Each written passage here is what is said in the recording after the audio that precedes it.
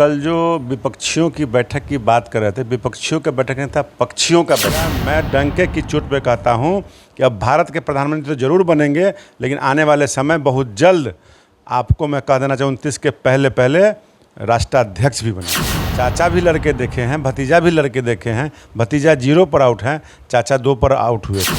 100% इनके तालमेल होंगे तो 2-4 सीट आ गया तो बहुत आ गया, बहुत आ गया।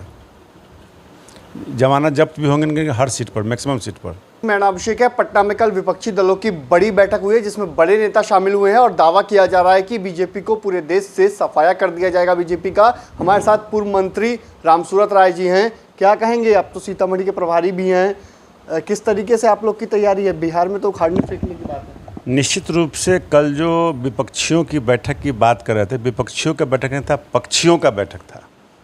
किस डाल पर कौन उड़ेंगे, कहाँ जाके बैठेंगे, ये कहना भी मुश्किल है। और निश्चित रूप से उनके नेताओं ने कहा कि हम बिहार जीत जाएंगे तो सब जगह जीत जाएंगे। यानी आप समझ सकते हैं कि वो सभी जगह हार रहे हैं, सभी जगह हार रहे हैं तो कह रहे कि बिहार हम जीतेंगे तो सब जगह जीत जाएंगे। यानी ज़मीन जनाधार किसी नेताओं का अपने अपने क्षेत्र के अलावा कहीं बाहर नहीं है। तो आने वाला समय बिहार की जनता कमर कस के तैयार है मोदी जी को तीसरी बार प्रधानमंत्री बनाने के लिए। और इस बार जनता का अपार जन समर्थन, अपार जन आशीर्वाद माननीय मोदी जी को मिलेगा। मैं डंके की चोट पे कहता हूं कि अब भारत के प्रधानमंत्री तो जरूर बनेंगे, लेकिन आने वाले समय बहुत जल्द आपको मैं कह देना चाहूँ 29 के पहले पहले राष्ट्राध्यक्ष भी बनेंगे। अच्छा, क्या लगता है जिस तरीके से बिहार में सियासत भी गर्म है और कहा जा रहा है कि बिहार से ही सफाया होगा 40 की 40 सीटों का? बिहार में बीजेपी जब से अपने बलबूते पे चुनाव लड़ रही है, जब से संगठन मजबूत हमारा हुआ है, तब से मेरा जनाधार बढ़ा है, सफाया नहीं हुआ है। सफाया उन लोगों का हुआ है, चाचा भतीजा का हुआ है। चाचा भी लड़के देखे हैं, भतीजा भी लड़के देखे हैं। भतीजा 0 पर आउट हैं, चाचा 2 पर आउट हुए थे। चाचा भतीजा एक साथ आ गए? अब आ गए चाचा भतीजा, फिर भी जनता उनको 2-4 सीट से ज़्यादा नहीं देने वाली है। तो 2-4 सीट आएंगी? बहुत हो गया, बहुत बहुत।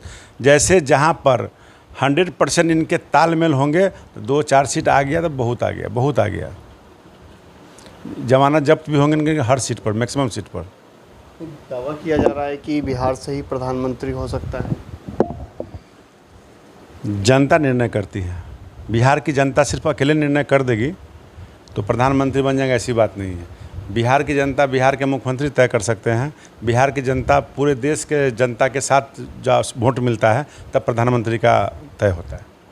मतलब 2024 की तैयारी आप लोग की चल रही है? हम लोग एनी टाइम 24 आवर्स 365 दिन, दिन रात हम लोग काम करते ही रहते हैं। भारतीय जनता पार्टी के कार्यकर्ता, समर्थक, नेता, सभी लोग माननीय मोदी से लेकर बूथ अध्यक्ष तक हम अपने राष्ट्र निर्माण के लिए काम करते ही रहते हैं। जनता की सेवा के लिए निरंतर हम आगे बढ़ते ही रहते हैं। कई जिलों में आप भी लगातार घूमे हैं। निश्चित रूप से पार्टी का दायित्व मिला है, मधेपुरा जिला का मिला है, समस्तीपुर जिला का मिला है, सीतामढ़ी जिला का मिला है। तो सब जगह पार्टी का जो आता है, जहाँ जहाँ लगता है कार्यक्रम, वहाँ जाना पड़ता है। एक चर्चा का विषय बना हुआ है, सीतामढ़ी से आप चुनाव भी लड़ सकते हैं। हमारे पार्टी के अंदर चर्चाएं होती रहती हैं और जिसका परिवार बड़ा होता है, उम्मीदें, आकांक्षाएं बड़ी होती हैं, निश्चित रूप से चर्चा होता ही है।